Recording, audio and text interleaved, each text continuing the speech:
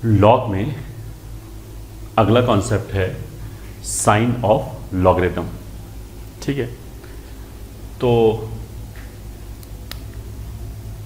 इसमें देखो एक तो हम ग्राफ से जा सकते हैं। First point y is equal to, अगर log x to the base a का ग्राफ है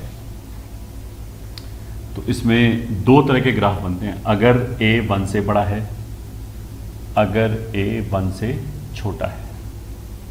ठीक है, अगर a 1 से बड़ा है तो जो log का ग्राफ आएगा वो ऑफ कोर्स इंक्रीजिंग आएगा, ऐसे y axis origin, x axis, ये वाला पॉइंट हो जाएगा 1,0। ठीक है, अगर बेस 1 और 0 के बीच में है तो ग्राफ ऐसे डिक्रीजिंग आएगा, ये वाला पॉइंट हो जाएगा 1,0। ठीक है, डिक्रीजिंग होने का मतलब क्या है कि देखो अगर मैंने x से बड़ा कोई वैल्यू रखा है यहाँ पे, इस वाले ग्राफ की बात करते हैं। इंक्रीजिंग होने का मतलब तो ये कि जैसे जैसे हम आगे जाएंगे वैसे वैसे ग्राफ ऊपर चलता चला जाएगा। ठीक है, अगर मैंने 1 से बड़ा कोई भी x का वैल्यू रखा, मान लिया 2, तो वहाँ पे जो ये y की वैल्यू आएगी, ये वाली वैल्यू, ठीक है, y की वैल्यू पॉजिटिव कहाँ पे होती है? x एक्सिस के ऊपर, नेगेटिव कहाँ पे होती है? x एक्सिस के नीचे। ठीक है, तो अगर ये ग्राफ ऐसे जा रहा है तो x एक्सिस के नीचे वाला पोर्शन कितना है? ये। तो अगर मैंने x का वैल्यू लिया 0 और 1 के बीच में, तब तो वैल्यू नेगेटिव आएगी। 1 के आगे कोई भी वैल्यू लिया तो वैल्यू पॉजिटिव है। इसमें यही चीज उल्टा हो जाएगा कि 0 और 1 के बीच में अगर मैंने कोई x लिया, मान लिया ये, तो पॉइंट यहां पे मिला, इस पे जो y की वैल्यू है वो पॉजिटिव है। 1 के आगे कोई पॉइंट लिया, मान लिया ये, तो जो y की वैल्यू है वो ये आ गया, विच इज नेगेटिव। ठीक है, तो अल्टीमेटली हुआ क्या?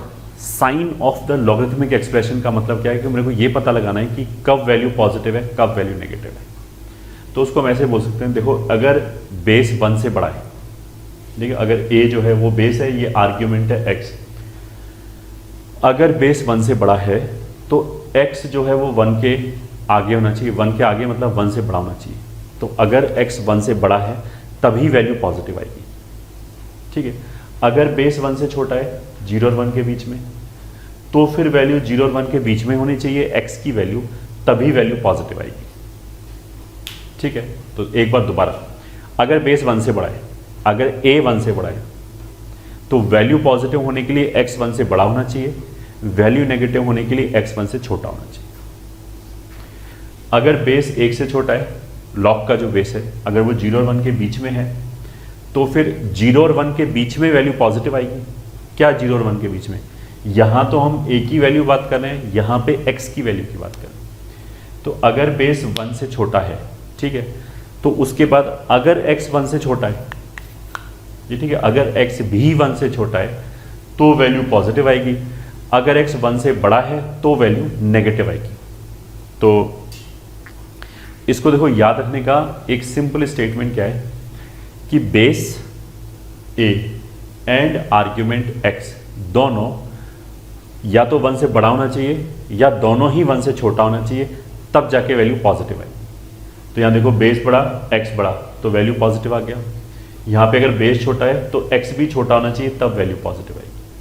ठीक है, इसको और रिफाइंड लैंग्वेज में क्या बोलेंगे कि अगर आर्ग्यूमेंट एंड बेस यूनिटी के, यूनिटी मतलब 1 की एक तरफ है, या तो दोनों बड़े हैं या दोनों छोटे हैं, तब तो वैल्यू पॉजिटिव आएगी। अगर वो ऑपोजिट साइड है, मतलब एक 1 से छोटा है, एक 1 से बड़ा है, तो वैल्यू नेगेटिव आएगी। तो इसी बात को लिख लेते हैं। ठीक है, 2 value of logarithmic term will be positive if both value of logarithmic term will be positive if both argument,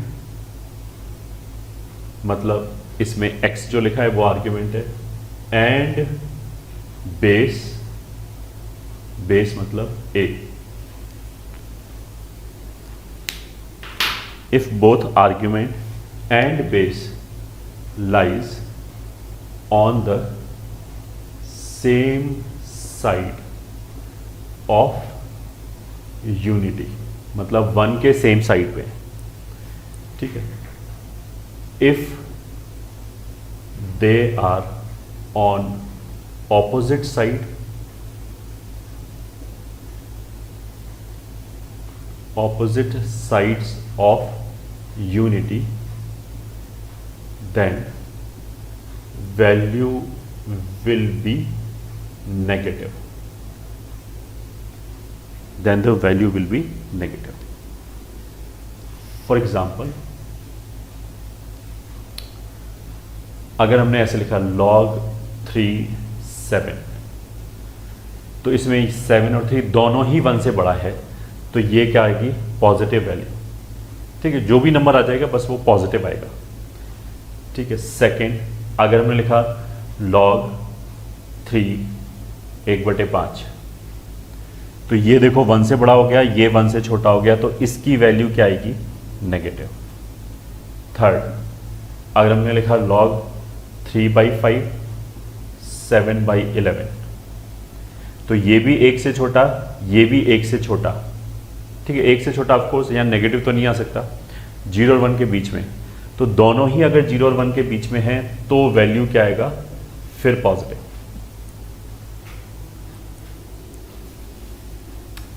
ठीक है। फोर्थ पॉइंट,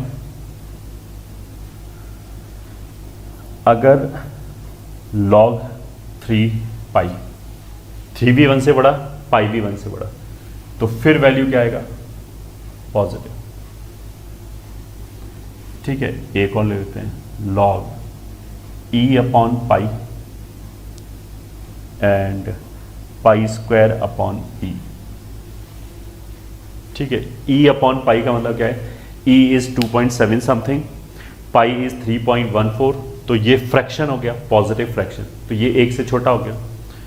पाई स्क्वायर अपॉन ई में पाई स्क्वायर मतलब 3 से बड़े का स्क्वायर, ठीक है। e इज 2.7, तो ये तो 3 का स्क्वायर ही 9 हो जाएगा, तो ये तो 9 से ज़्यादा होगा, अपॉन 2.7, तो ये 1 से बड़ा है, ये 1 से छोटा है, तो ऑपोजिट साइड हो गया, एक बड़ा हो गया, एक छोटा हो गया, तो वैल्यू क्या आएगा?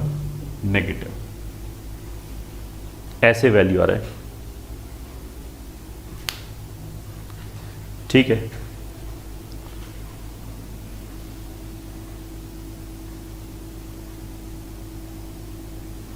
तो pause it and note it down.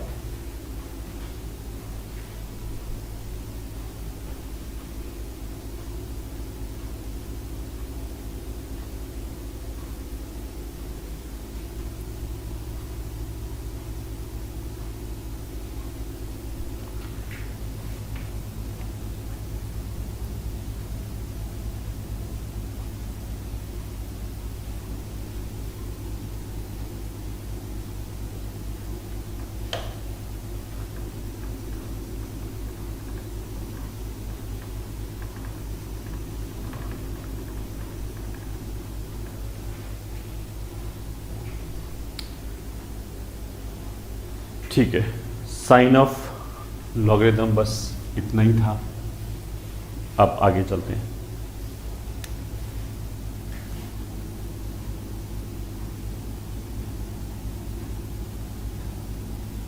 Characteristic and mantissa, ठीक है। उसमें फर्स्ट पॉइंट जिसको नहीं पता है, integral part of number x is denoted as greatest integer of x and fractional part is denoted as fractional part of x, ठीक है। Integral part is denoted as greatest integer of x, ठीक है, इसको greatest integer of x बोलते हैं, और fractional part is fractional part of x। जो integral part है वो ऑफ कोर्स इंटीजर होगा, ठीक है, जो फ्रैक्शनल पार्ट है वो ऑफ कोर्स फ्रैक्शनल पार्ट होगा, वो ऑफ कोर्स फ्रैक्शन होगा, ठीक है। बट जो फ्रैक्शन होगा वो कभी नेगेटिव नहीं होगा। क्यों नहीं होगा? ऐसे ही डिफाइंड है। तो इसको डिटेल में तो हम बाद में पढ़ेंगे जब ग्राफ वगैरह पढ़ाया जाएगा। अभी तो केवल हम ये सोच सकते हैं कि फ्रैक्शनल पार्ट कभी नेगेटिव नहीं होगा, वो हमेशा 0 और 1 के बीच में लाई करेगा, ये ठीक है। तो किसी भी नंबर को ऐसे लिख सकते हैं, greatest integer of x plus fractional part of x. ये क्या लिखा हुआ है? मान लिया मैंने ऐसे लिखा 17.3, तो उसको हम ऐसे लिख सकते हैं 17 प्लस 0.3, ठीक है। तो अगर मैं इसको x बोलूं तो it denotes greatest integer of x, it denotes fractional part of x। ये अगर ये x है तो ये ग्रेटेस्ट इंटीजर ऑफ x हो गया और ये फ्रैक्शनल पार्ट ऑफ x हो गया, ठीक है। बस कंडीशन क्या है कि ये ऑफ कोर्स क्या होगा? इंटीजर। पॉजिटिव नेगेटिव ये तो कुछ भी हो सकता है, ये ठीक है।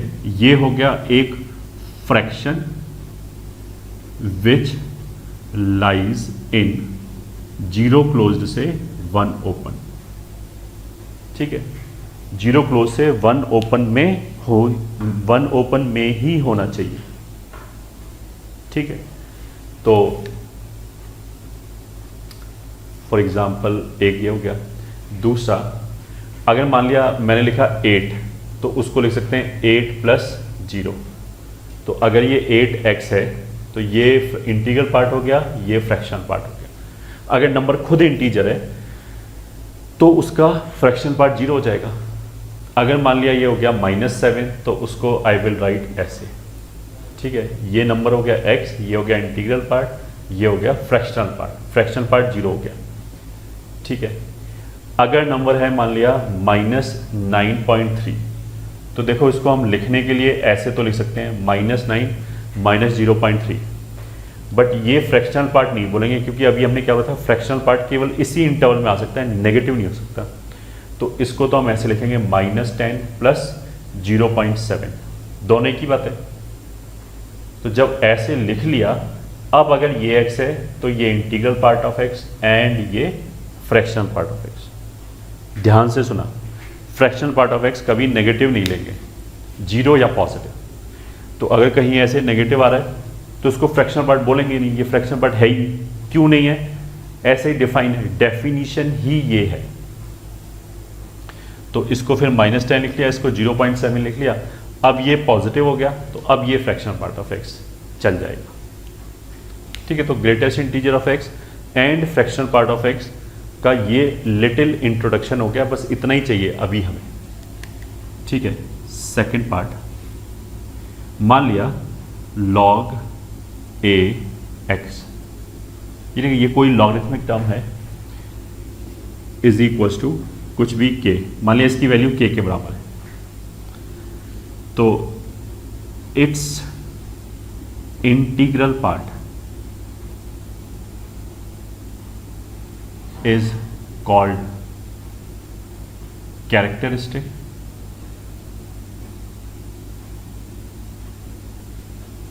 characteristic, and its fractional part is called mantissa। मतलब कोई लॉगरिथमिक टर्म है ये, ठीक है, उसका कुछ ना कुछ तो वैल्यू हो गई, पॉजिटिव नेगेटिव 0 कुछ भी हो सकता है। वो जो वैल्यू आया, उस वैल्यू का जो इंटीग्रल पार्ट है ये, ठीक है, वो तो हो जाएगा कैरेक्टरिस्टिक, उसको एक वर्ड दे दिया हमने, ये ठीक है। वैसे तो किसी भी नंबर का इंटीग्रल पार्ट ही होता है, बस लॉग वाले केस में हमने क्या बोला कि जो इंटीग्रल पार्ट है उसको एक एडिशनल नाम दे दिया कैरेक्टरिस्टिक, और जो वो लॉगरिथमिक वैल्यू है उसका जो फ्रैक्शनल पार्ट है उसको बोल दिया हमने मैंटीसा। तो जैसा अभी हमने बताया था कि फ्रैक्शनल पार्ट कभी नेगेटिव नहीं होता है, तो उससे हमें क्या पता लगा, मैंटीसा कभी नेगेटिव नहीं होगा, इज नेवर नेगेटिव।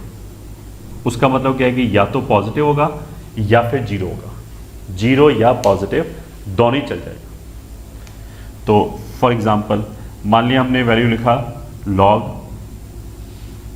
9, तो ये हो गया 2। तो इस वैल्यू के लिए, इस लॉगरिथमिक वैल्यू के लिए, मैं ये बोलो दोनों एक ही बात है, चलो यहाँ से लिख लिया। इस लॉगरिथमिक वैल्यू के लिए कैरेक्टरिस्टिक इज 2, क्योंकि इस नंबर का इंटीग्रल पार्ट 2 है, एंड मैंटीसा इज 0। ये ठीक है, क्योंकि ये पूरा इंटीजर ही आ गया, तो फ्रैक्शनल पार्ट को चाहिए, फ्रैक्शनल पार्ट को ही मैंटीसा बोलते हैं। ठीक है, ये आ गया। और देख लो भाई, अगर मान लिया मैंने ऐसे लिखा log 27 9, तो 9 होता है 3 स्क्वायर, ये होता है 3 क्यूब, तो आगे जो वैल्यू जाएगा वो कितना जाएगा 2/3। ये ठीक है, 27 पे हम क्या रेस करें कि 9 आ जाए, तो वो हमें 2/3 रेस करना पड़ेगा। तो इस लॉगरिथमिक टर्म के लिए कैरेक्टरिस्टिक हो गया 0, क्योंकि 2/3 तो खुद एक पॉजिटिव फ्रैक्शन है। ठीक है, और मैंटीसा हो गया 2/3, ये फ्रैक्शनल पार्ट है। 2/3 का मतलब तो 0.6666 हो गया। तो ये जो 0.66 है ये ऑलरेडी 0 और 1 के बीच में, तो यही फ्रैक्शनल पार्ट हो गया, हैंस यही मैंटीसा हो गया, और इंटीग्रल पार्ट 0 है, इसलिए कैरेक्टरिस्टिक 0 हो गया।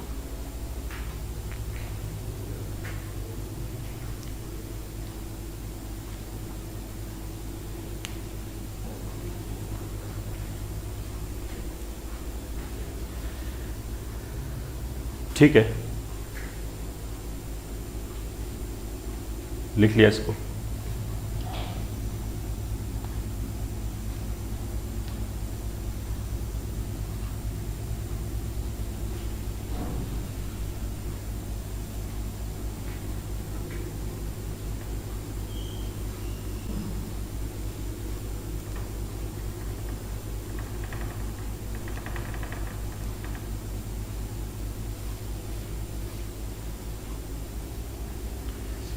चलो अब आगे चलते हैं।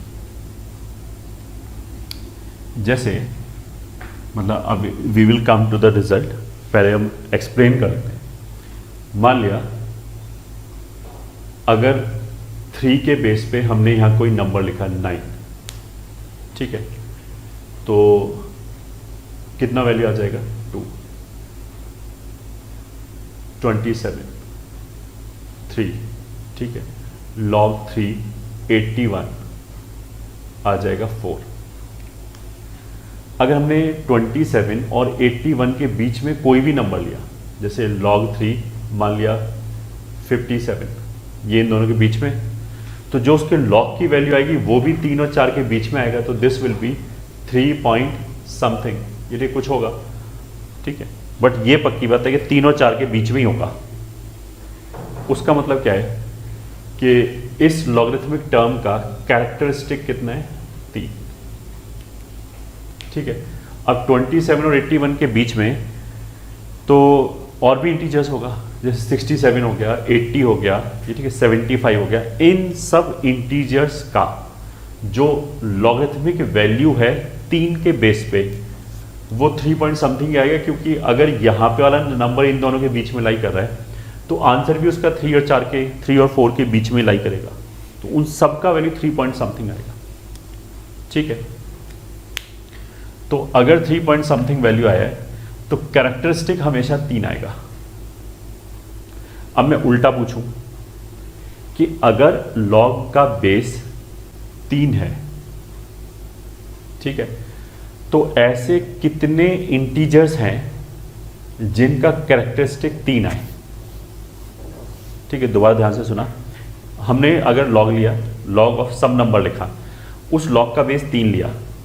Now what I am saying कि हमने वो सारे नंबर लिस्ट किए, सारे इंटीजर लिस्ट किए, नंबर तो इनफाइनाइट हो जाएंगे ऑफ कोर्स। अगर मैं बोलूं कि 27 और 81 के बीच में कितने नंबर आते हैं, तो नंबर तो इनफाइनाइट होते हैं, कितने इंटीजर आते हैं, ये ठीक है, तो वो सारे इंटीजर्स का जो वैल्यू आएगा 3 के बेस पे, वो ऑफकोर्स 3 और 4 के बीच में रहना चाहिए, तो 3 पॉइंट समथिंग आना चाहिए। नंबर चेंज किया तो वो समथिंग वाला जो पार्ट है वो चेंज होता रहेगा, बट ये पक्की बात है कि इन सब का कैरेक्टरिस्टिक 3 ही आएगा। तो कितने इंटीजर्स का आएगा, ऐसे 3। तो देखो जितने भी इंटीजर हैं वो सब इन दोनों के बीच में लाई करना चाहिए। इससे मतलब 81 या इसके बड़ा जो भी आएगा उसकी वैल्यू तो ऑफकोर्स 4 से बड़ी आएगी, क्योंकि ये नंबर तो बढ़ रहा है। ठीक है, कोई भी नंबर हमने लिया 3 के बेस पे 81 से बड़ा, तो उसका जो लॉगरिथमिक वैल्यू आएगा वो 4 से बड़ा ही आएगा, 4 पॉइंट समथिंग या 5 पॉइंट समथिंग, और बड़ा ले लिया तो 6 पॉइंट समथिंग, ऐसे करके कुछ आएगा। 27 से अगर मैंने छोटा लिया तो उसका लिए 3 से छोटा आएगा। तो अगर मेरे को कैरेक्टरिस्टिक 3 चाहिए तो वो नंबर भी इन दोनों के बीच में रहना चाहिए, या फिर 27 भी हो सकता है। 27 का भी लॉगरिथमिक वैल्यू कितना है 3, तो इसका भी कैरेक्टरिस्टिक 3 ही है। ठीक है, ये हो गया।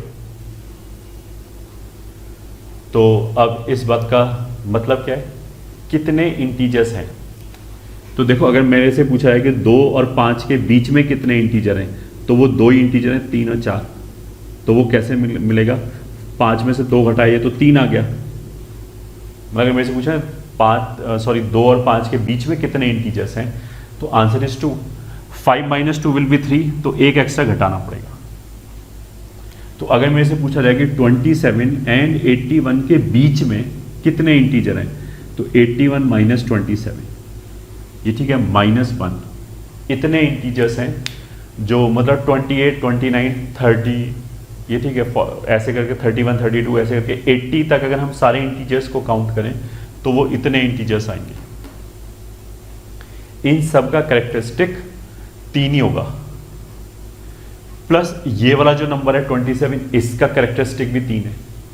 तो दिस प्लस 1 मोर, इन सब का कैरेक्टरिस्टिक, इतने नंबरों का कैरेक्टरिस्टिक, इंटीजर्स का कैरेक्टरिस्टिक 3 आएगा।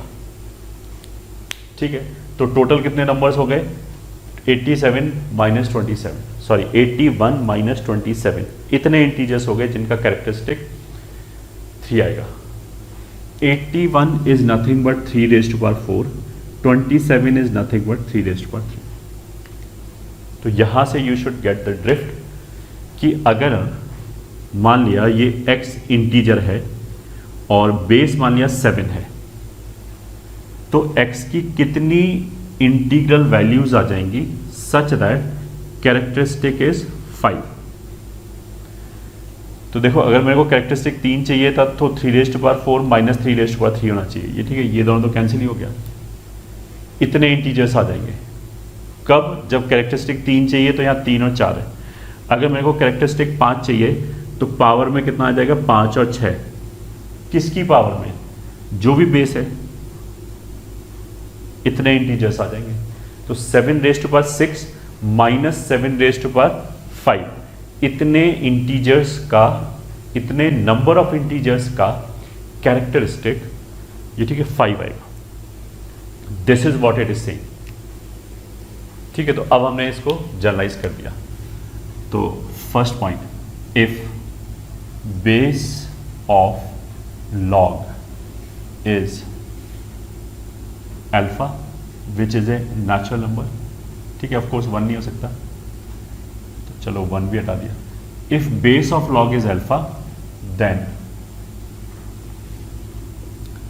नंबर ऑफ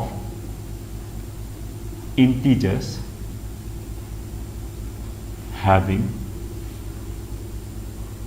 characteristic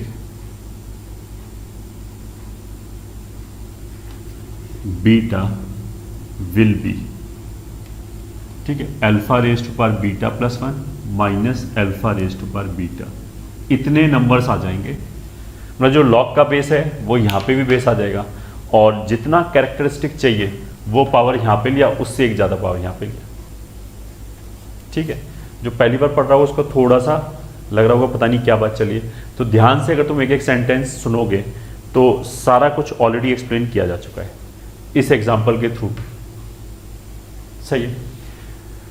अगर मेरे को किसी भी मान लिया लॉग का बेस मान लिया 5 है और मेरे को लॉग की वैल्यू मान लिया 11 पॉइंट समथिंग चाहिए, तो अगर लॉग का बेस 5 है तो 5⁻11 नंबर लेने पे log 5 ऑफ 5⁻11 की वैल्यू 11 आ जाएगी। मतलब अगर log का बेस 5 है तो 5⁻11, इसका आंसर कितना आएगा 11। यहाँ करेंगे 5⁻12 तो उसका आंसर आएगा 12। तो अगर मेरे को कैरेक्टरिस्टिक 11 चाहिए तो ये वाली वैल्यू 11 और 12 के बीच में रहनी चाहिए। तो उसका मतलब क्या है, ये वाला नंबर 5^11 एंड 5^12 के बीच में रहना चाहिए। ये ठीक है, तो 5^11 और 5^12 के बीच के सारे नंबर चलेंगे एंड एक ये वाला नंबर एक्स्ट्रा चलेगा। तो बीच में इतने नंबर होते हैं, एक एक्स्ट्रा ऐड कर दिया तो ये दिखाई नहीं देगा, तो सीधा सीधा 5^12 में से 5^11 घटा सकते हैं। ठीक है, ये आंसर हो गया। अब इसको लिखना चाहें तो हम ऐसे कर सकते हैं, ये तो हो गया अल्फा बीटा इंटू अल्फा। तो इस पूरे में से अल्फा बीटा अगर हम कॉमन ले लें तो अल्फा -1 ऐसे आ गया। ठीक है, ये हो गया हमारा फर्स्ट पॉइंट। तो for example find number of integers having characteristic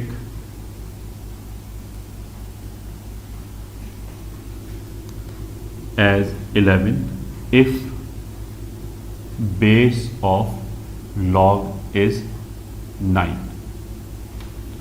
तो हमारा आंसर कितना आ जाएगा, 9 बेस है तो 9 यहाँ पे ही बेस रहेगा। अगर 11 चाहिए तो 12 - 11। ये ठीक है, रिक्वायर्ड नंबर ऑफ इंटीजर्स। ये ठीक है, अब इसमें से 9^11 कॉमन ले सकते हैं तो 9 - 1 वो हो गया 8, तो 8 × 9^11 ये हो गए। इतने नंबर्स हो जाएंगे, इतने सॉरी इंटीजर्स आ जाएंगे जिनका कैरेक्टरिस्टिक 11 ही आएगा।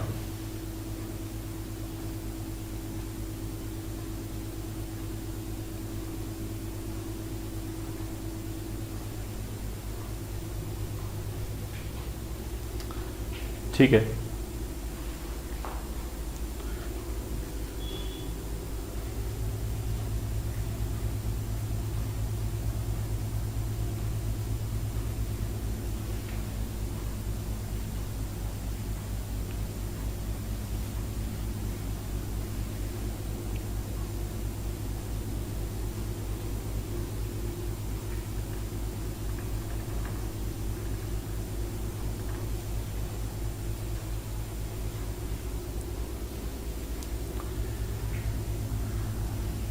अब एक चीज हो गया।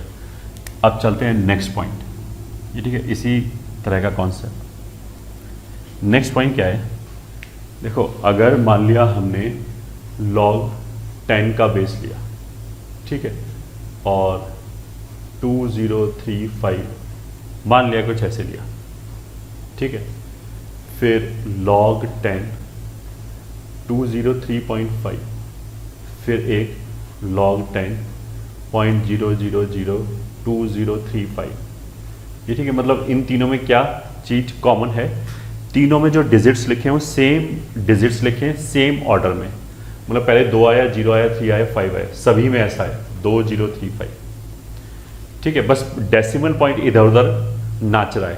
ठीक है, कभी यहाँ आया ही नहीं, यहाँ 3 के बाद आ गया, यहाँ पहले आ गया। तो देखो अगर मान लीजिए यहाँ पे लिखा होता 1000, ठीक है, मतलब 10³ लिखा होता और बेस अगर 10 का है तो वैल्यू 3 आ जाता। यहाँ पे मतलब अगर 1000 लिखा होता, 1000 लिखा होता, तो वो log के 10 के बेस पे उसका वैल्यू 3 आ जाता। अगर 10,000 लिखा होता, ये ठीक है, 10,000 मतलब 10⁴, तो आंसर 4 आ जाता। तो ये जो नंबर है वो बेसिकली 10³ एंड 10⁴ के बीच में है। ठीक है, 10³ और 10⁴ के बीच में है, तो इसकी वैल्यू भी 3 पॉइंट समथिंग आएगी। ये ठीक है, 3 पॉइंट, ठीक है, समथिंग। मान लिया 3013 आ गया, ये ठीक है, लेट, मतलब एक्चुअली आएगा नहीं, वो तो हमें लॉग टेबल देखनी पड़ेगी, बट 3.3013 ऐसे करके आएगा। ठीक है, ये जो लॉग का टर्म आया है, देखो इसको मैं ऐसे लिख सकता हूँ log 10 2035 × 10⁻⁻1, ऐसे कर सकते हैं।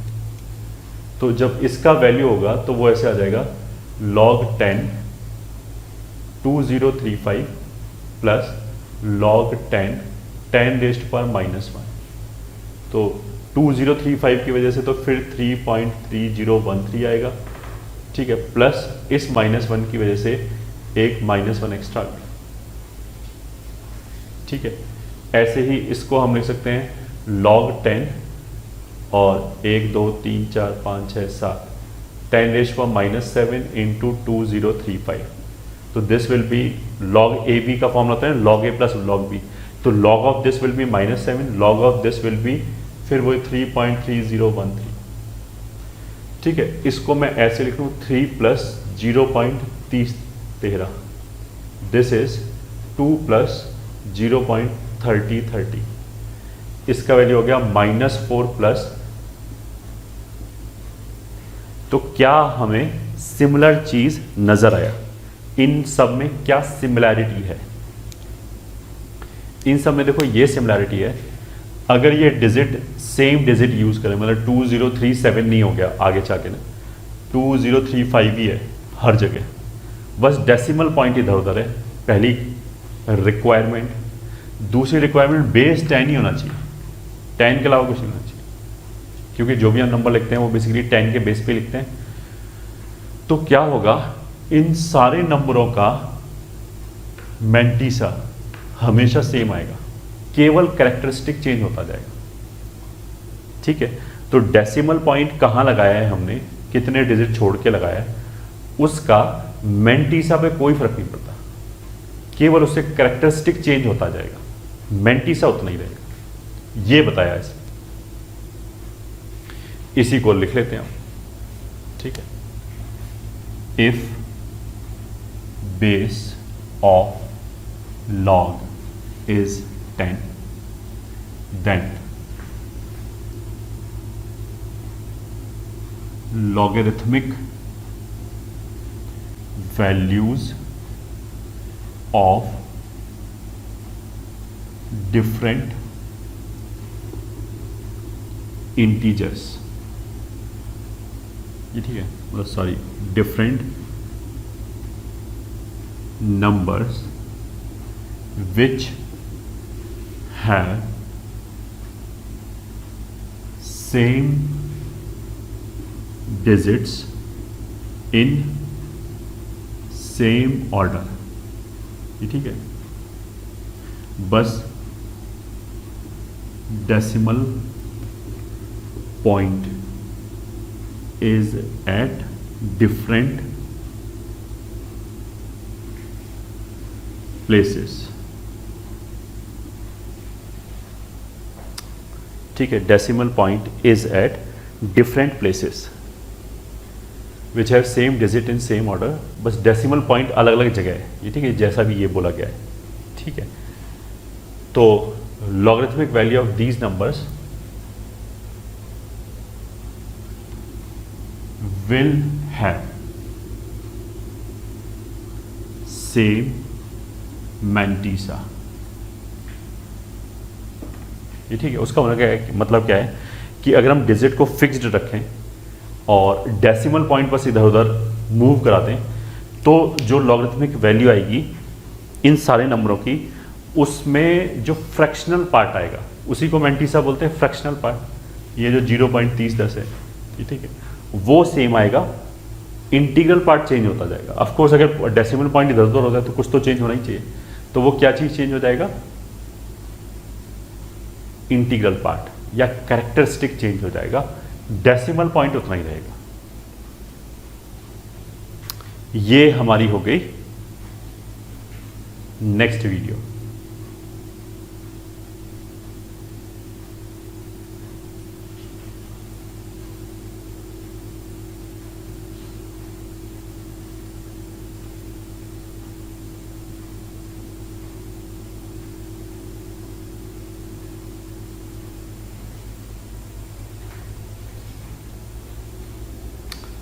ठीक है, फिर नेक्स्ट कॉन्सेप्ट की तरफ चलते हैं।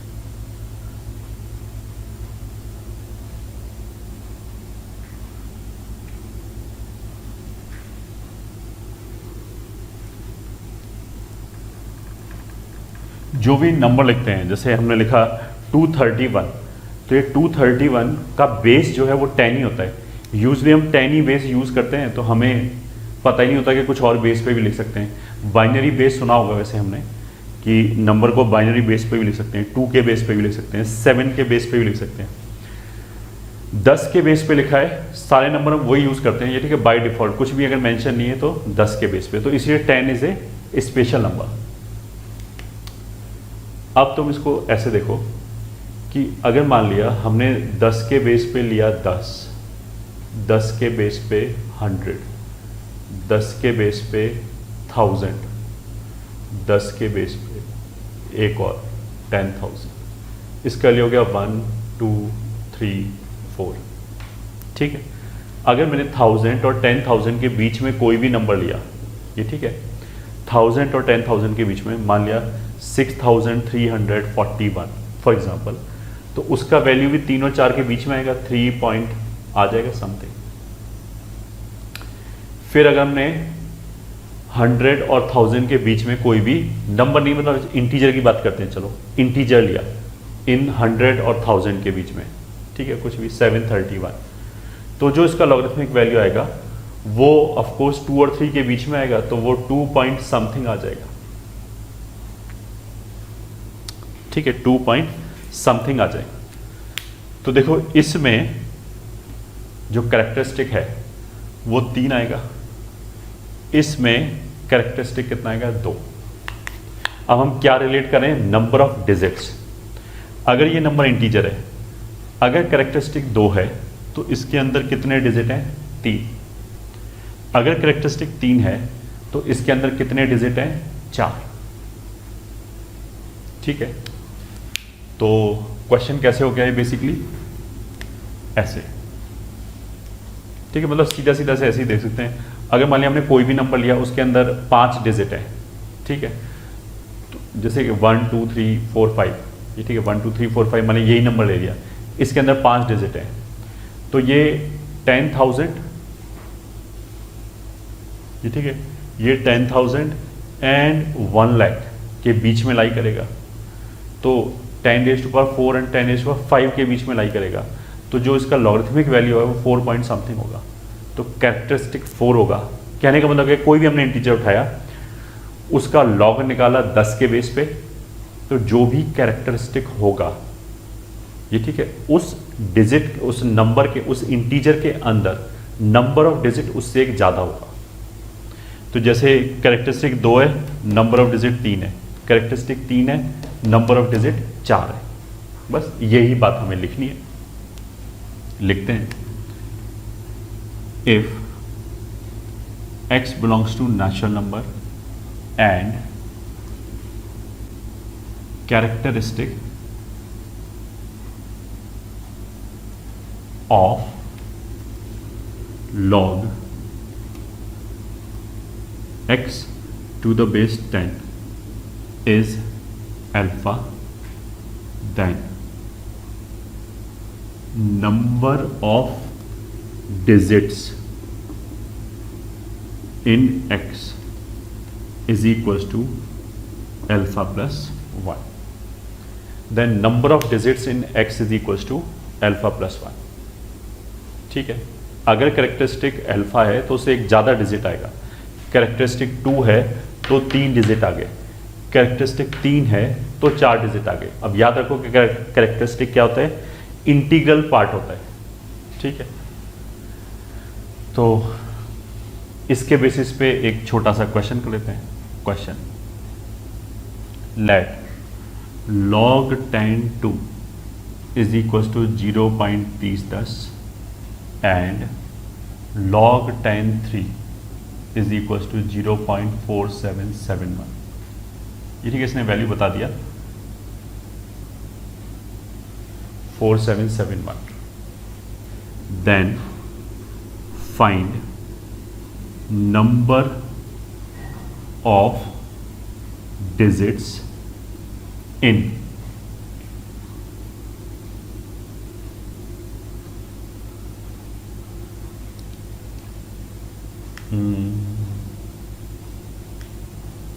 in 75 raised to power 100। मान लीजिए लॉग इसकी वैल्यू दे रखी है, लॉग इसकी वैल्यू दे रखी है, तो ऑफकोर्स इसका यूज हो रहा होगा, ठीक है। Then find number of digits in this. अब 75 रेज़ टू पावर 100 जो नंबर होगा ये, ठीक है, वो ऑफकोर्स बहुत बड़ा नंबर होगा, हम कैलकुलेट नहीं कर सकते। हम तो 75 का स्क्वायर करेंगे, क्यूब करने में हमें ये, ठीक है, दिक्कत होने लग जाएगी। अब 100 तक जाना तो इज़ नॉट पॉसिबल हमें, ठीक है। बट जो अभी हमने थ्योरी पढ़ा है उसके हिसाब से हम बता सकते हैं। कैसे बता सकते हैं? सोल्यूशन लेट x बराबर 75 रेज़ टू पावर 100। अब हमने क्या किया, 10 के बेस पे log ले लिया, तो log 10x बराबर log 10 75 रेज़ टू पावर 100, तो दैट वुड बी 100 log 10 75, ठीक है। अब log 2 और log 3 की वैल्यू पता है, तो सब कुछ हम 2 और 3 के टर्म्स में लिखने की कोशिश करेंगे। तो log 10 ये होता है 3 × 25, ये ठीक है।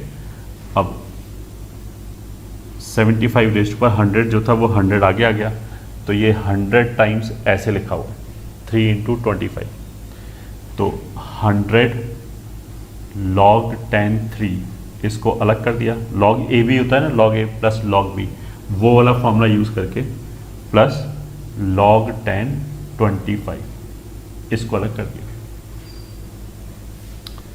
ठीक है। अब देखो 25 को हम ऐसे लिख सकते हैं 100/4, ठीक है, लिख लिया। So this is equals to 100 बाहर है, log 10 3 अभी तो ऐसे लिखा रहने दिया, प्लस log a/b को ऐसे लिख सकते हैं log a minus log b, ठीक है। So this is equals to 100 times log 10 3 plus 2 minus 2 log 10 2। 4 जो है उसको लिख सकते हैं 2 स्क्वायर, 2 स्क्वायर में जो पावर 2 है उसको बाहर ले आए, तो ऐसे हो गया।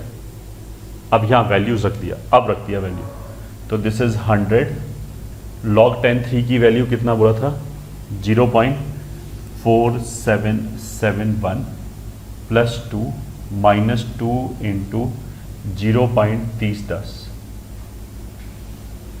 ठीक है। तो ये कितना हो जाएगा 2.4771 माइनस 0.6020, ठीक है। हाँ बिल्कुल, तो आ जाएगा 15781, देखिए 1.8751। I hope it is correct, सही है। तो ये जो अंदर लिखा है ब्रैकेट के, ये पूरा कट पिट के कितना आ गया, 100 टाइम्स 1.8751, दैट वुड बी, अगर 100 से मल्टीप्लाई करेंगे तो 187.51। तो ये जो हमारे पास नंबर आया 187.51, इसका इंटीग्रल पार्ट कितना है, कैरेक्टरिस्टिक कितना है, 187। तो किसी भी नंबर का अगर कैरेक्टरिस्टिक अल्फा है तो उसके अंदर नंबर ऑफ डिजिट्स कितना होगा, एक ज़्यादा। तो इस वाले केस में x का कैरेक्टरिस्टिक कितना है, 187।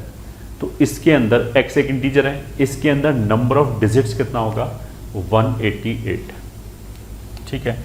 तो रिक्वायर्ड नंबर ऑफ डिजिट्स बराबर 188, ये आएगा। ये हमारा फाइनल आंसर हो गया।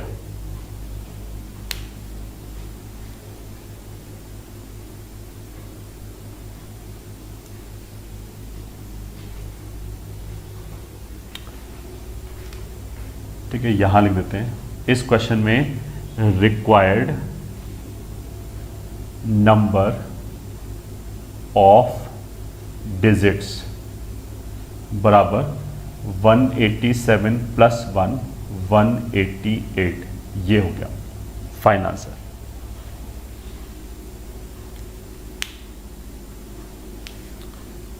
ठीक है, लिख लिया।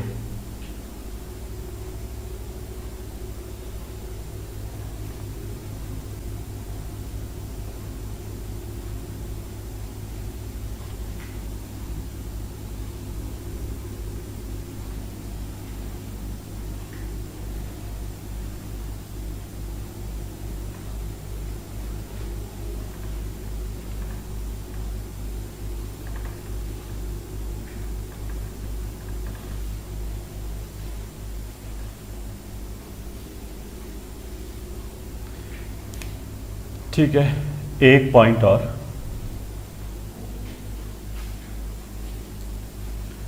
फिर वापस। अभी तो हम इंटीजर की बात कर रहे हैं, अब फ्रैक्शन की बात करते हैं। log 10 0.1 बेसिकली हो जाएगा log 10 10 रेस्ट पर -1, तो इसकी वाली तो -1 आ जाएगी। मतलब इस 10 पे हम क्या रेज करें कि आंसर ये आ जाए, तो दिख रहा है कि -1 रेज करोगे तो ये आ जाएगा, तो ये पूरा -1 हो गया। ऐसे ही log 10 0.01 कितना हो जाएगा -2, log 10 0.001 वैल्यू हो जाएगा -3, ठीक है। एक और लिख लिया 0.1231 -4 एंड सो ऑन, ठीक है। अब देखो ये छोटा नंबर है, ये बड़ा नंबर है, इन दोनों के बीच में अगर हमने कोई नंबर लिया तो log 10 इन दोनों के बीच में लिया तो 2 से तो ज़्यादा ही जीरो आएगा, ठीक है। तो 0.000 3 जीरो तो आएगा अगर इन दोनों के बीच में है, तो बस आगे अगर इससे बड़ा है तो 1 से ज़्यादा नंबर आ जाएगा। मान लिया 1 2 3 फॉर एग्जांपल, तो ये एक नंबर हो गया जो इन दोनों के बीच में होगा, ठीक है। अगर इन दोनों के बीच में होगा तो उसका वैल्यू भी इन दोनों के बीच में होगा। तो -3 एंड -4 के बीच में जो भी नंबर होगा वो -3 पॉइंट समथिंग होगा, ठीक है। -3 पॉइंट कुछ चल रहा होगा, समथिंग।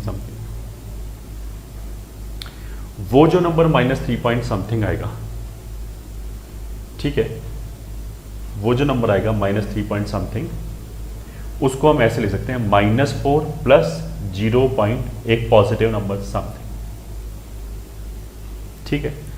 ऐसे ही मान लिया मैंने इन दोनों के बीच में कोई नंबर उठाया log 10 0.001 और 0.01 के बीच में 0.00 तो आएगा ही, ये ठीक है। आगे मान लिया 3 2 5 ऐसे करके आ गया, तो ये भी इन दोनों के बीच में आएगा, तो इसकी वैल्यू भी -2 पॉइंट समथिंग होगा, -2 और -3 के बीच में। तो उसको भी हम लिख सकते हैं -3 प्लस 0 पॉइंट कुछ, ठीक है। अब देखो हम रिलेट क्या करें, यहाँ वाले पॉइंट में क्या समझाना चाह रहे हैं कि ये जो नंबर लिखा है इसमें डेसिमल पॉइंट तो ये हो गया और 1 जो है वो फर्स्ट सिग्निफिकेंट डिजिट हो गया। तो decimal point and first significant digit के बीच में एक जीरो है। इसमें decimal point and first significant digit के बीच में 2 जीरो है। Decimal point and first significant digit के बीच में 3 जीरो है, ठीक है। ऐसे करके इसमें decimal point and first significant digit के बीच में 3 जीरो है। अगर ये 3 जीरो है तो कैरेक्टरिस्टिक -4 है। अगर ये 2 जीरो है तो कैरेक्टरिस्टिक -3 है।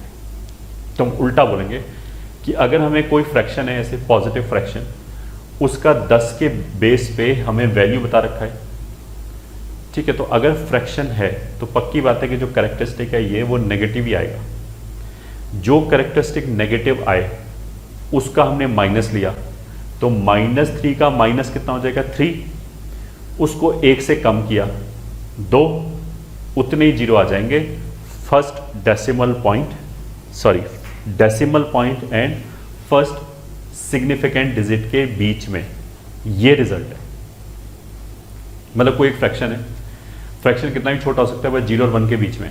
मान लिया ऐसे 0.0000000123, मान लिया कुछ ये नंबर हो गया, तो बीच में कितना जीरो आया, पॉइंट और जो 1 2 3 में हमने पहला सिग्निफिकेंट डिजिट 1 बोला, इन दोनों के बीच में कितने जीरो आया ये निकालने के लिए, ठीक है। अगर मेरे को नंबर नहीं पता है और इसका लॉगरिथमिक वैल्यू जो है, अगर वो मान लिया -7.8 है, मान लिया, तो हम क्या करेंगे, पहले उसका कैरेक्टरिस्टिक निकालेंगे। तो -7.8 का इंटीग्रल पार्ट -8 होगा, -7 नहीं होगा, वरना तो फ्रैक्शन पार्ट नेगेटिव हो जाएगा। तो -7.8 को तो हम ऐसे लिखेंगे -8 + 0.2। ठीक है, अब ये जो -8 आया, इसमें से नेगेटिव हटाया 8, उसमें से एक कम किया 7, तो उसका मतलब क्या है कि जो भी नंबर होगा उसमें decimal point and first significant digit के बीच में 7 जीरो आएंगे। There will be 7 zeros।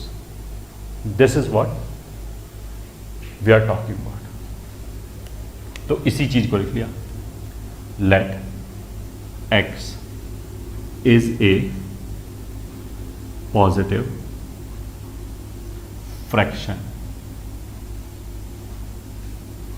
let x is a positive fraction and its logarithmic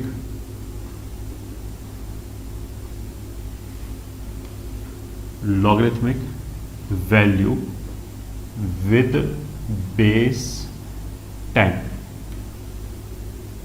has characteristic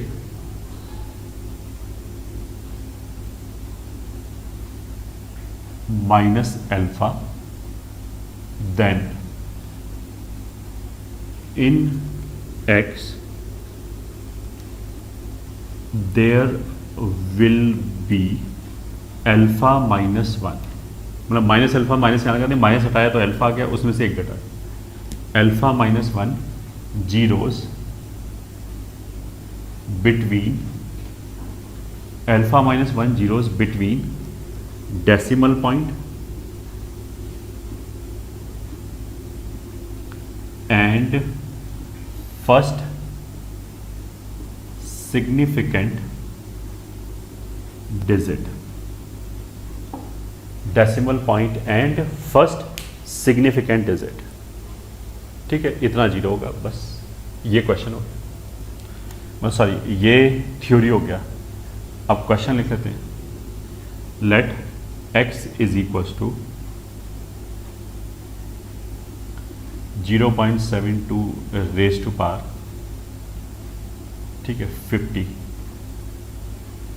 तो अगर फ्रैक्शन है उसमें हमने 50 की पावर रेज किया, 0.72 को 0.72 से मल्टीप्लाई करेंगे तो घट जाएगा, फिर और बार मल्टीप्लाई किया और घट गया, ऐसे करते रहे, 50 टाइम्स मल्टीप्लाई कर दिया तो खूब छोटा नंबर आ जाएगा।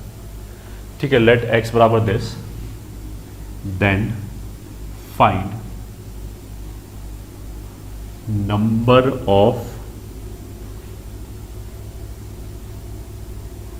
जीरोस बिटवीन वही decimal point and first significant digit if वही log 10 3 is 0.4771 and log 10 2 is 0.3010। ये दे रखा है ऑलरेडी, क्वेश्चन में डेटा दे। ठीक है, तो ऑफकोर्स जिस नंबर की बात चली है वो बहुत छोटा नंबर है, तो हम क्या करेंगे, उसकी लॉगरिथमिक वैल्यू कैलकुलेट किया 10 के बेस पे। तो हमारा सोल्यूशन क्या हो जाएगा, लेट log 10x बराबर log 10 0.72 की पावर 50, दिस इज log 10। ठीक है, 50 को तो आगे भेज दिया 50, 72 कितना हो जाएगा,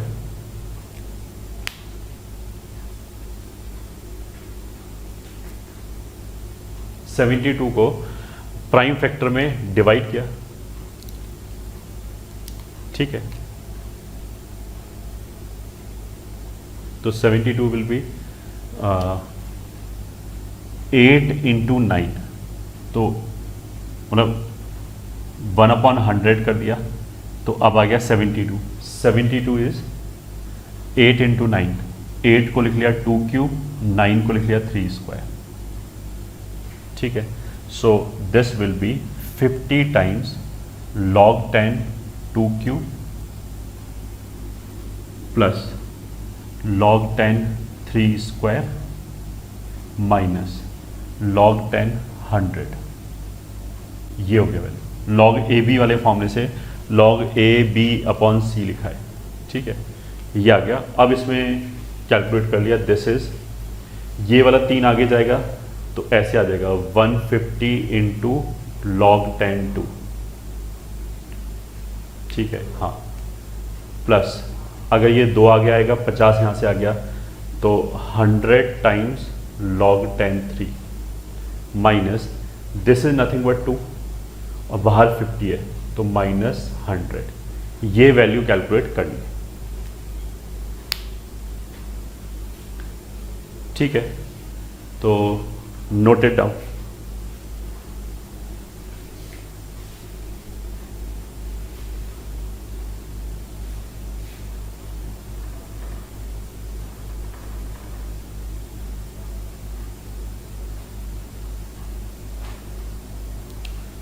ये वाली जो वैल्यू है वो log 10x बराबर, ये कितना हो जाएगा 150 इंटू 0.3010, ठीक है।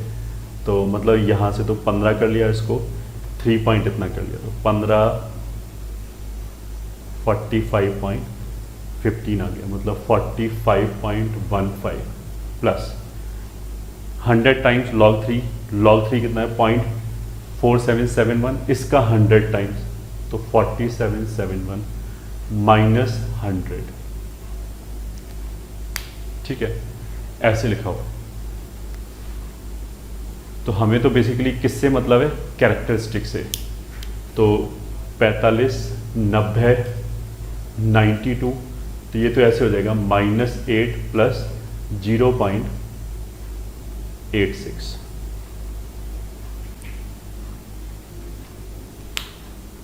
ठीक है। जस्ट लेट मी सी, कुछ गड़बड़ तो नहीं है।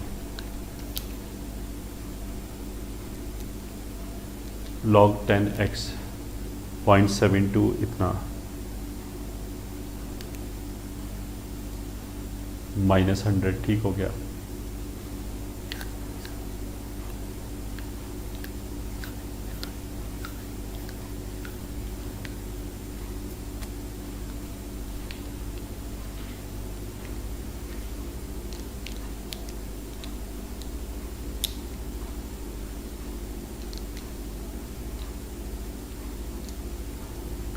ठीक है, everything seems to be fine, सब कुछ ठीक है।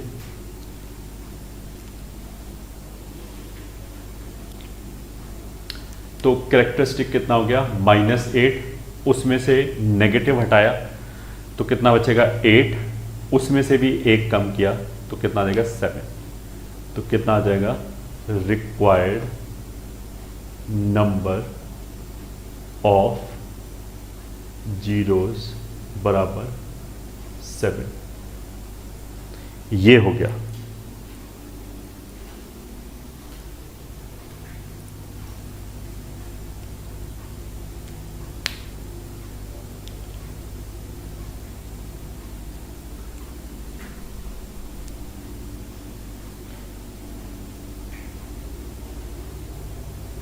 तो pause the video and note it down.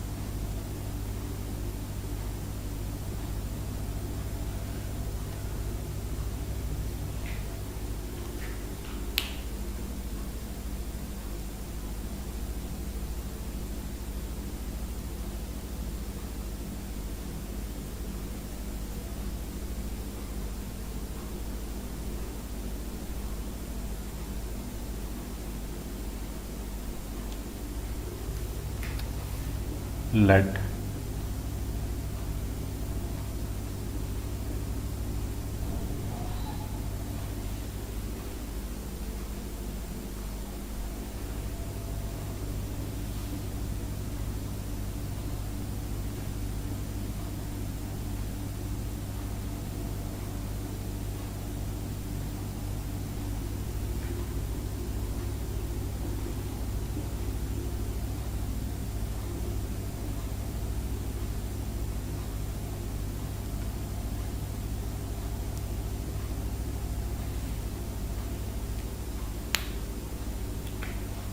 ठीक है।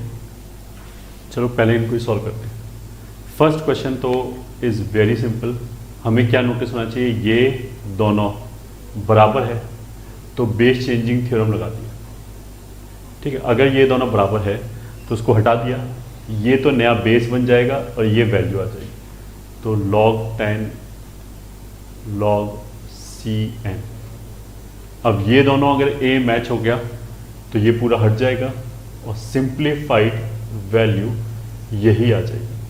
ठीक है, यही आंसर हो गया बस। ठीक है, फर्स्ट क्वेश्चन तो ये हो गया।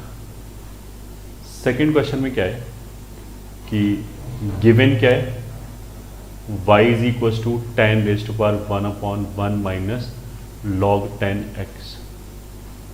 एक तो ये गिवन है, and z is equal to 10 raise to power 1/1 minus log 10y, ये गिवन है। ठीक है, अब जो प्रूव करना है उसमें देखो लाइन ऑफ थिंकिंग क्या है, क्या चीज़ प्रूव करना है। इसमें कहीं y नहीं है, तो एक तो हम ऐसे ही बोल सकते हैं कि जो भी इंफॉर्मेशन गिवन है उससे हम y को एलिमिनेट कर दें।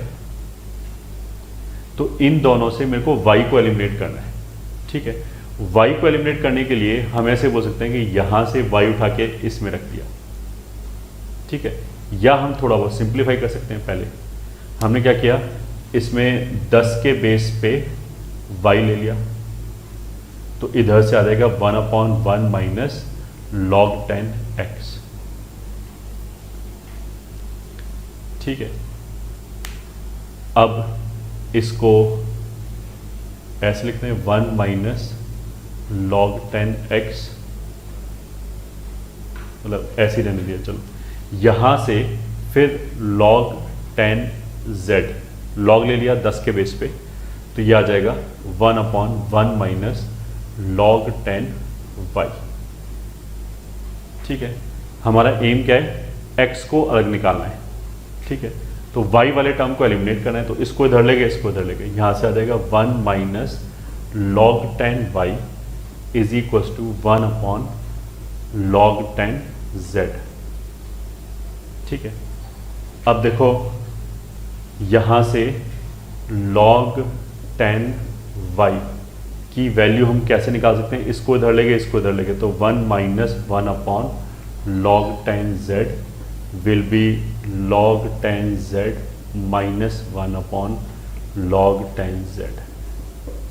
ठीक है, अब इन दोनों से अगर हम बराबर कर दें, ये दोनों बराबर है, ये भी वही चीज़ लिखा है, जो ये भी वही चीज़ लिखा है, तो 1/1 माइनस log 10x बराबर log 10z minus 1/log 10z। ठीक है, यहां से अगर हम उसको देखें तो मेरे को x निकालना है। तो 1 मिनट के लिए सिंप्लीफाई करने के लिए हम ऐसे कर सकते हैं इसको कि मान लिया लेट, ताकि बार बार ना लिखना पड़े, log 10x को कैपिटल X बोल दें एंड log 10z को कैपिटल Z बोल दें। मान लिया ताकि बार बार ना लिखना पड़े। तो ये एक्सप्रेशन क्या लिखा गया, 1/1 माइनस x बराबर z माइनस 1/z, ये लिखा है। अब मेरे को x निकालना है, तो हमने इसको दोनों तरफ पलट दिया, तो हो गया 1 माइनस x बराबर z/z माइनस 1। ठीक है, x को इधर ले गए, इसको इधर ले गए, तो आ जाएगा कैपिटल X बराबर 1 minus which is z minus 1 minus z upon z minus, which is, ये दोनों तो कैंसिल हो गया, इस माइनस से इसको पलट दिया, 1 माइनस z, ठीक है। अब कैपिटल X क्या है, log 10 स्मॉल x, तो इसकी जगह ये लिख दिया is equal to 1 minus 1 upon capital Z क्या है, log 10z। log को हटा दिया तो base raise to power right hand side आ जाएगा, तो यहां से आ जाएगा x is equal to base raise to power right hand side.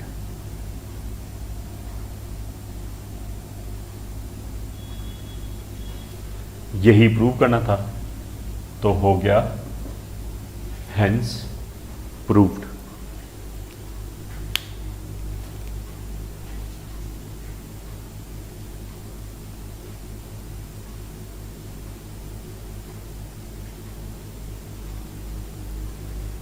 ठीक है, तो pause it and note it down.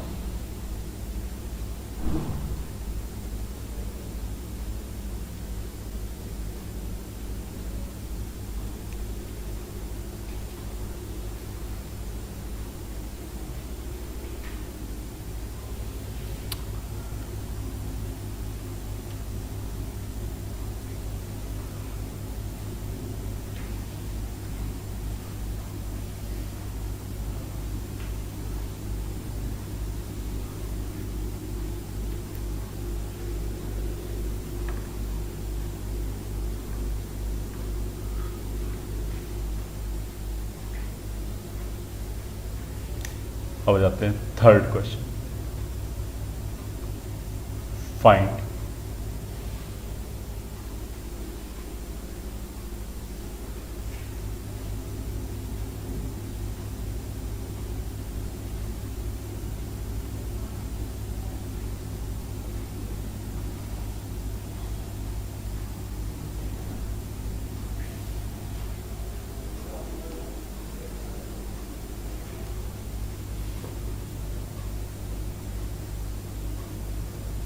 ठीक है, इसका वैल्यू निकालना है।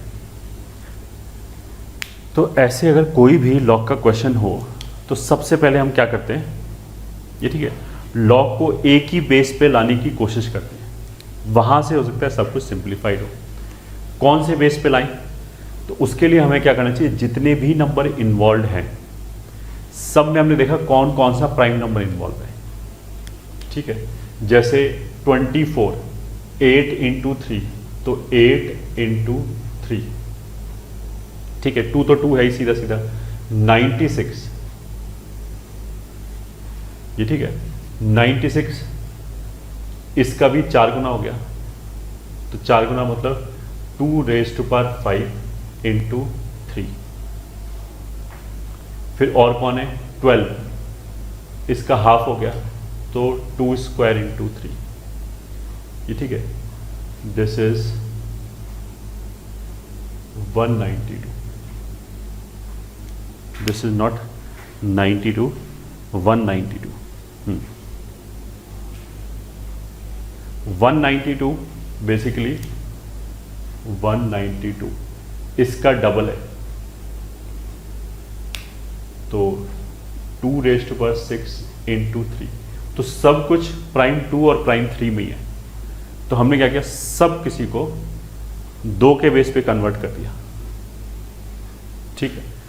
तो अब लिख लिया इसको, तो this is equals to log 2, 24 कितना था, 2 क्यूब इंटू 3 इंटू, इन दोनों को अगर हम ऐसे ही फ्लिप कर दें तो ये ऊपर आ जाएगा, log 2 96 which is 2 raise to power 5 into 3 minus log 2 192 is 2 raise to power 6 into 3 into, इसको फ्लिप किया log 2 12, ठीक है। अब हमने ऐसे मान लिया log 2 to the base 3 is x, मान लिया कि log 3 to the base 2 is x। So this is equal to, इसको सेपरेट किया log 2 क्यूब, चलो एक बार लिख दिया, प्लस log 2 3, ये एक ब्रैकेट में हो गया, इनटू ये वाला log 2 2 raise to power 5 plus log 2 3, minus log 2 2 raise to power 6 plus log 2 3 into log 2 2 square plus log 2 3। ठीक है, log 2 3 बार बार ना लिखना पड़े इसलिए हमने उसको 1 मिनट के लिए x मान लिया। तो देखो इसका वैल्यू कितना हो जाएगा, ये 3 आगे चला जाएगा, log 2 2 1 हो जाएगा। तो it will become 3 plus x into 5 plus x minus 6 plus x into 2 plus x. ठीक है, this is equal to x square plus 8x plus 15 minus x square plus 8x plus 12। तो एक्स स्क्वायर प्लस 8x वाला part तो cancel ही हो गया, तो कितना बचा ये 15 minus 12 which is 3। So this is the answer.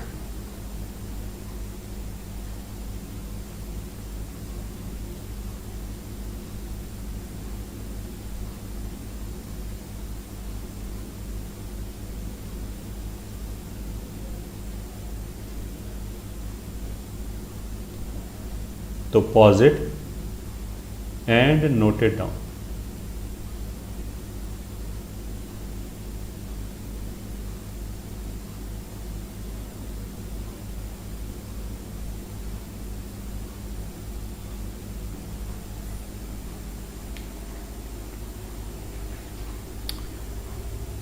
One more question।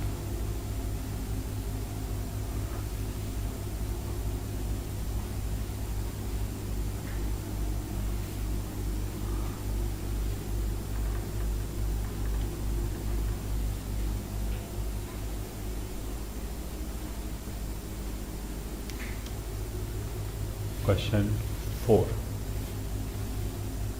find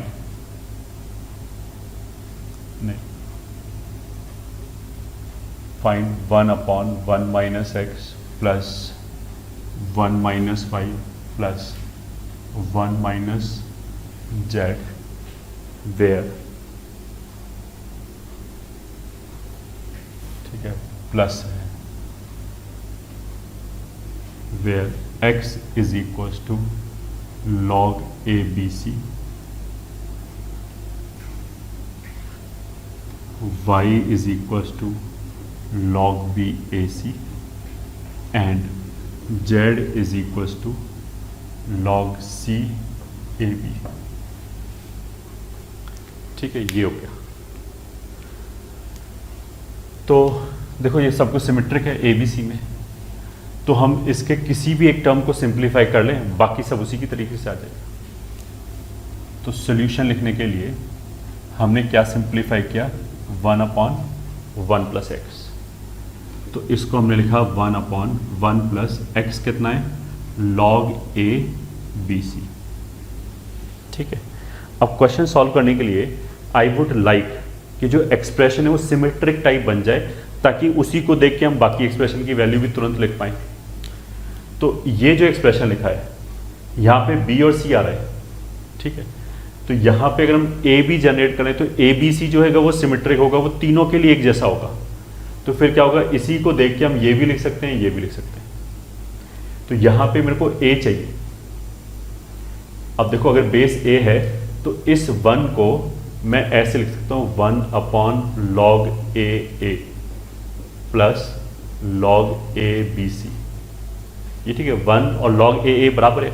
अब ये हमने कैसे सोचा कि log ए ही लिखना है, ये देखो तुम धीरे धीरे मैनिपुलेशन सीखोगे तो समझ में आ जाएगा। ये ठीक है, फिर तुम्हें चीज़ें क्लिक करने लग जाएंगी। अभी तो हम ऐसे देख सकते हैं कि इसको सिमेट्रिक बनाने के लिए इसको हमने log ए लिख लिया। अदरवाइज इसको बोलने का दूसरा तरीका ये भी है कि इस बी सी को हमने लिख लिया ए बी सी अपॉन ए, फिर सेपरेट कर दिया। तो ए बी सी तो मतलब यहाँ पे रह गया, और जो माइनस log ए था वो 1 था, वो इसके साथ कैंसिल हो गया, वो एक ही बात है घुमा फिरा के। ठीक है, अब इसको हम ऐसे लिख सकते हैं 1 upon log a b c. ठीक है, अब देखो log में क्या है,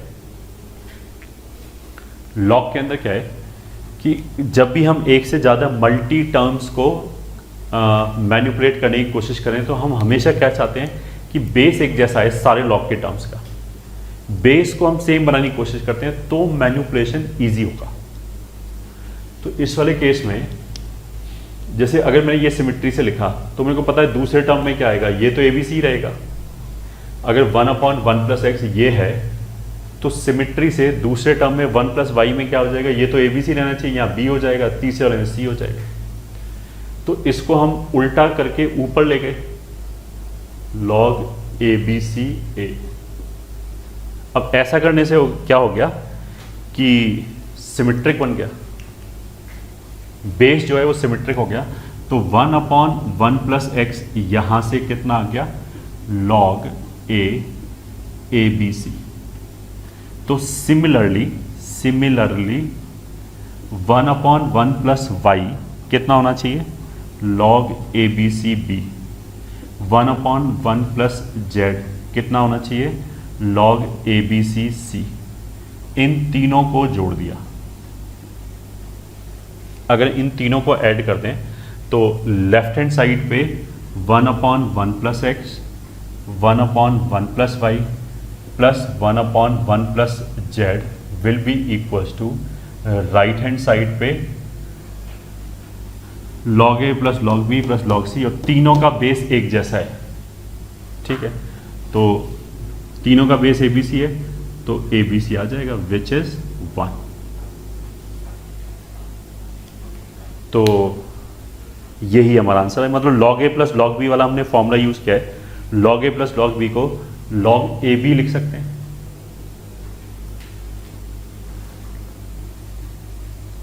तो वहां से आ गया ये log ABC is equal to 1।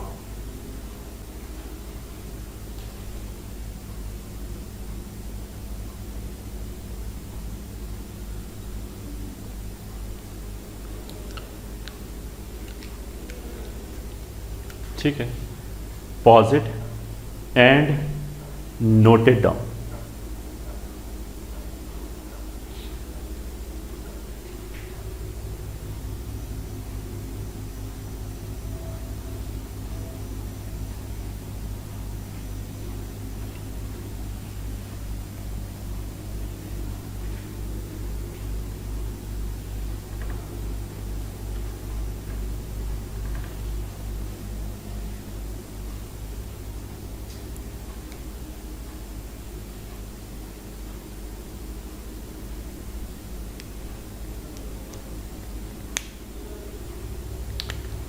Question 5. Let x upon log x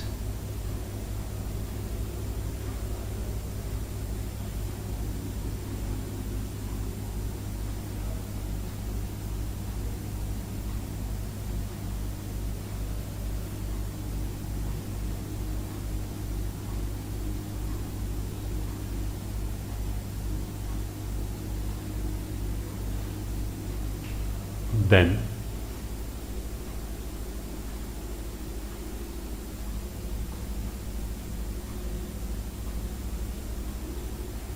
prove that x की पावर y इंटू वाई की पावर x बराबर x की पावर z इंटू जेड की पावर x बराबर y की पावर z इंटू जेड की power y।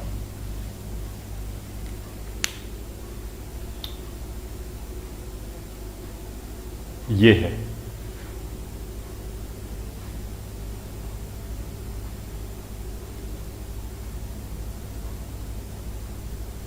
तो इस क्वेश्चन में सबसे पहले सबको सिमेट्रिक टाइप चीज प्रूव करनी है, तो बस हम पहला टर्म निकाल के उसको पहले टर्म को निकाल के उसको कैलकुलेट कर लें। अगर वो सिमेट्रिक एक्सप्रेशन आ जाए एक्स वाई जेड का तो बाकी के जो दो टर्म है वो भी उतना ही आ जाएगा। ठीक है, ये जैसे क्वेश्चन एक्स वाई जेड में सिमेट्रिक है तो अगर एक्स और वाई में ऐसा हो रहा है तो एक्स और जेड में भी ऐसा होगा, वाई और जेड में भी इसी तरह की चीज होगी। ठीक है, तो इसलिए हम क्वेश्चन सॉल्व करने के लिए कोई भी एक टर्म बना लिया हमने, ठीक है, मतलब पहला रेशो उठा लिया, मान लिया x into y plus z minus x upon log x बराबर y into x plus z minus y upon log y is equals to lambda मान लिया से, ठीक है। अब यहां से कितना आ गया, यहां से आ जाएगा x plus z minus y बराबर लैम्डा लॉग y, ये उधर चला गया और y भी इधर चला गया अपॉन y, ठीक है।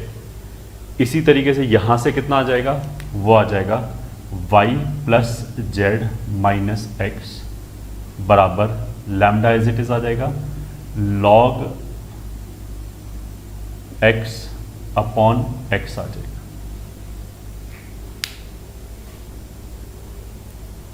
ठीक है।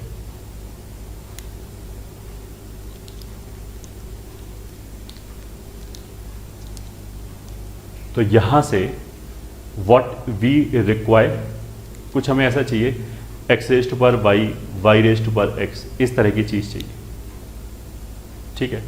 तो देखो एक तरीका तो ये हो गया कि हमने क्या किया, इन दोनों को ऐड कर दिया, इन दोनों को ऐड कर दिया तो इधर से कितना आ जाएगा, y y cancel, x x cancel, तो 2z बराबर lambda times log y upon y plus log x upon x, ये आ जाएगा, ठीक है।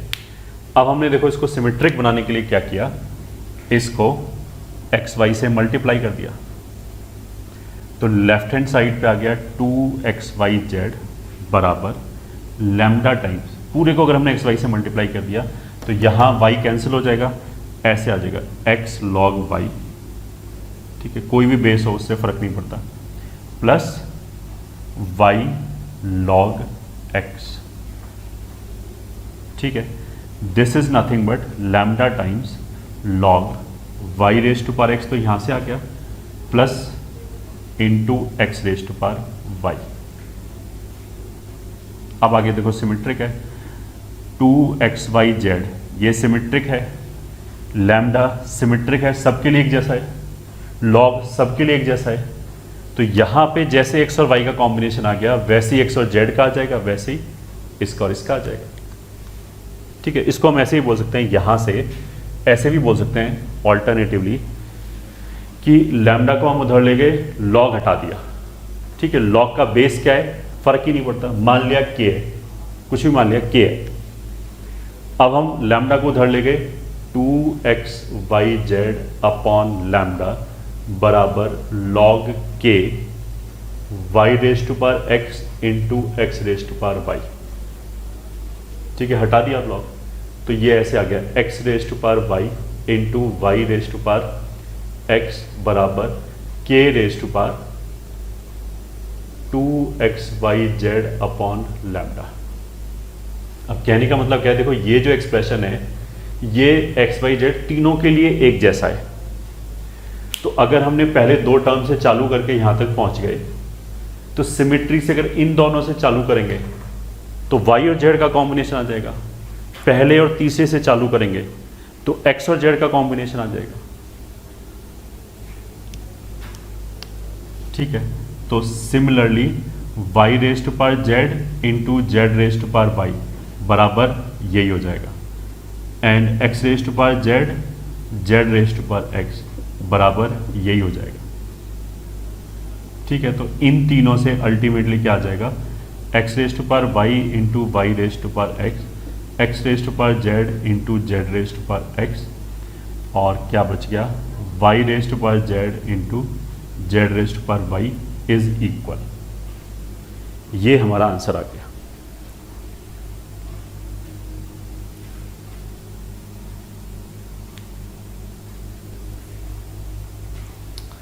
ठीक है, then pause it and note it down.